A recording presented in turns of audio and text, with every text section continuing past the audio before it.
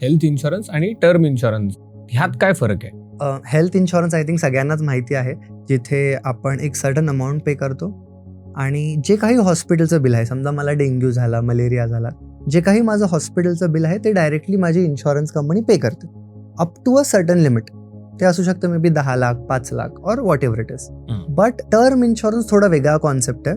Term insurance कसा work करतो मी एकदम सिम्पल भाषेत तुम्हाला सांगतो. माझा स्वतःचा टर्म प्लॅन आहे, 4 करोडचा टर्म प्लॅन आहे.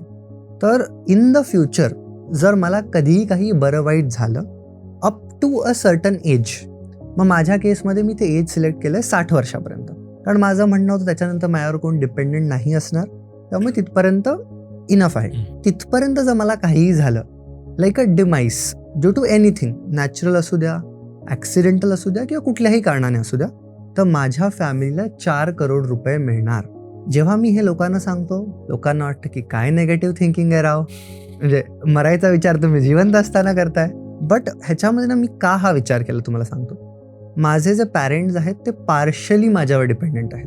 म्हणजे जर मी नसीन तर त्यांना जी लाईफस्टाईल मिळाली पाहिजे, जे ते डिझर्व करतात, ती नाही मिळणार. त्यामुळे हेल्थ तर सगळ्यांकडेच असावा, कारण हेल्थ कधी सांगून इश्यू येत नाही. आणि ज्या लोकांचं आत्ताच फॅमिली सुरू झाली आहे किंवा ज्यांची मुलं लहान आहेत, एज्युकेशन आहे अजून पुढे, पॅरेंट्स डिपेंडेंट आहेत अजून सुद्धा, त्या केसमध्ये टर्म प्लॅन घेणं परफेक्ट आहे.